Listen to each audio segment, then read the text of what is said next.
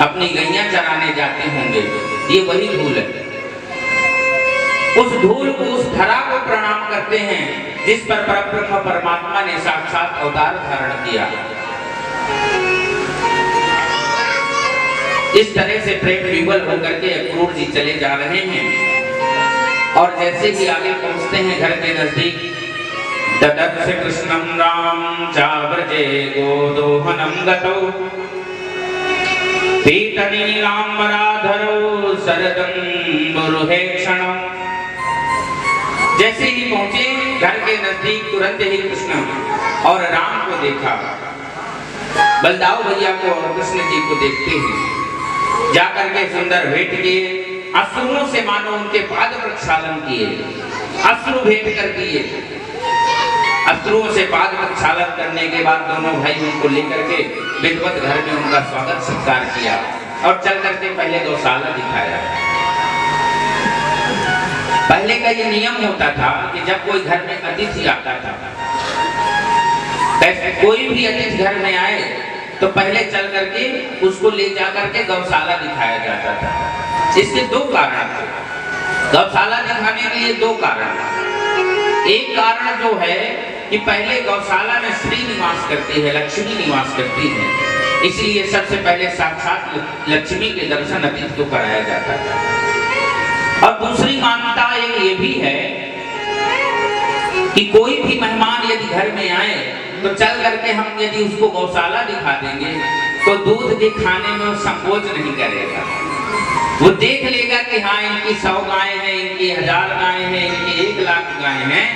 तो जब वो हम कहेंगे कि थोड़ा सा 1 गिलास और दूध पीजिए तो ये ना कहेगा कि नहीं रहने दीजिए। भाई लोग संकोच करते हैं ना कि पता नहीं इनके घर में दूध हो कि कहाँ बाहर से लाए हैं। तो आज भी यदि कोई आए आपके घर में तो पहले उसको बता दो भैया हमारे घर में 2 भैंसी हैं, 2 गायें हैं, दूध देती हैं, तो वो ये समझ जाएगा कि चलो कोई बात नहीं, भूखी उसको दड़वा लेगा। तमाम लोग तो पूछ लेते हैं कि कहाँ ये घर अपने घरे का है ना ये, तभी तो कहते हैं हाँ घर में हाँ 2 भैंसी हैं हमारे, बढ़िया 5-5 लीटर दूध देती हैं। तो ये हो जाता है कि चलो कोई बात नहीं, लाओ थोड़ा सा और डाल। इस प्रकार से पहले का नियम था कि गौशाला दिखाया जाता था। तो भगवान उनको ले जाकर के अपनी सुंदर गौशाला दिखाते हैं। गौशाला दिखा करके सुंदर रात बीतती है, रात भर वहाँ की बातचीत होती है नंद बाबा की और अक्रूर जी की, अपने हाल चाल बताते हैं। और जब संदेशा सुनाते हैं कंस का तो बड़ा दुख होता है नंद बाबा। फिर तो ये हो गया कि मैं भी साथ चलूंगा। नंद बाबा बोले मैं कन्हैया को अकेले नहीं छोड़ूंगा।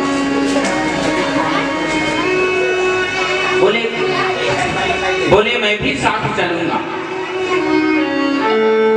सुबह हुई, जैसे ही माता को ये बात पता चली, गोपिकाओं को ये बात पता चली, तो जैसे उनके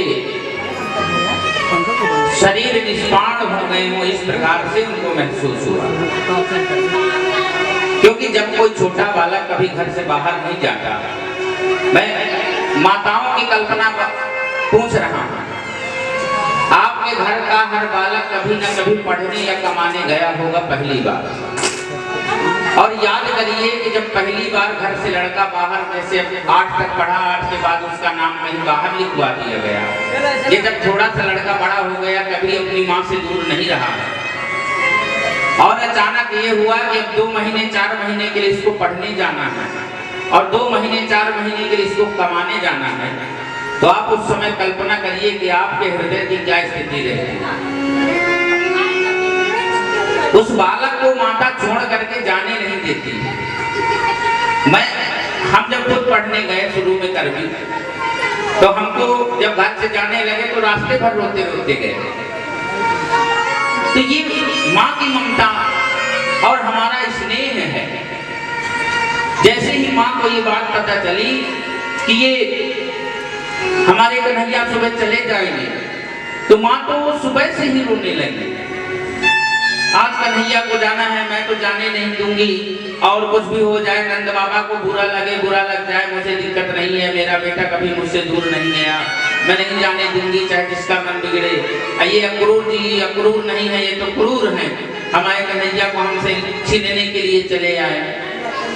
अब ये तो माता की स्थिति थी, और जब ये बात पता चली गोपिकाओं को, तब तो जैसे उनके ऊपर दुखों का पहाड़ टूट पड़ा।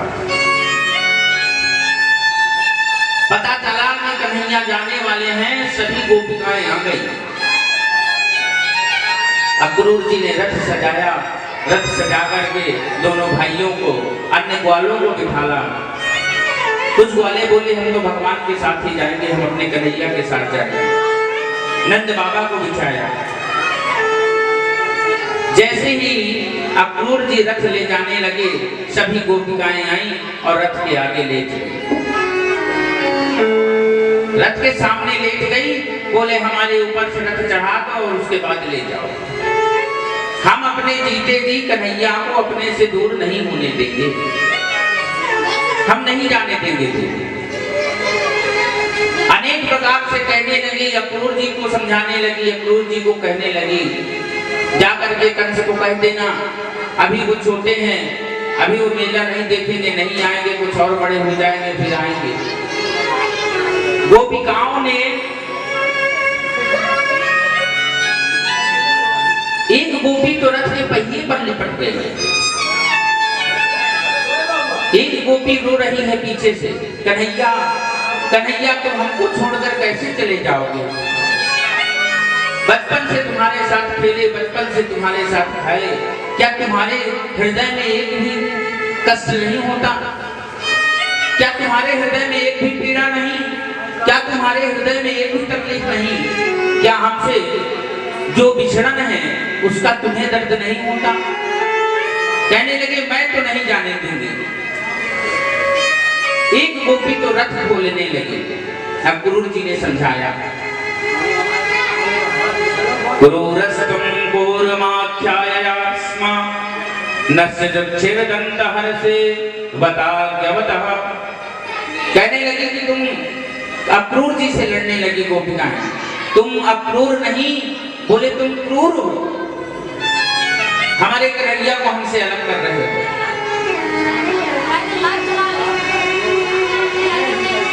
अब तो भगवान ने सोचा कि बात बिगड़ जाएगी और हमको वहां जाना ही है, तो भगवान ने परसों का वादा कर लिया।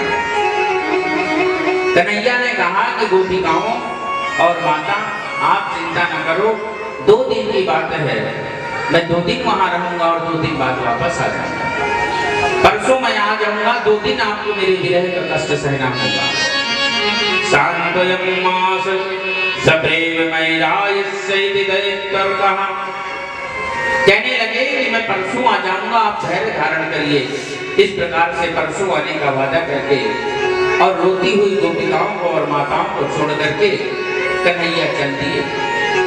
और सभी गोपिकाएं रो रही हैं और जिस रथ के पहियों की धूल को पकड़ पकड़ करके अपने हृदय से लगा कर करके गोपिकाएं रो रही हैं। और जब तक रथ की धूल दिखती रही, जब तक रथ की धूल दिखती रही, तब तक गोपिकाएं उसी दिशा में निहारती रही। और जब धूल बैठ गई तो निराश होकर के गोपिकाएं उसी जगह पर विलाप करने लगी। यावत् लक्ष्यते केतुर्वादरेणुरथस्य च। उस रथ के निकल जाने के बाद जब धूल उड़ती रहती है ना, तो उस धूल को ही देख रही है गोपिकाएं। और जब वो धूल भी बैठ गई और जब सुनसान रास्ता दिखाई देने लगा, तो गोपिकाओं का मन विरह फूट पड़ा, रो पड़ी। और अक्रूर जी प्रसन्न हृदय से उनको लेके जा रहे हैं। जा रहे हो तो जाओ,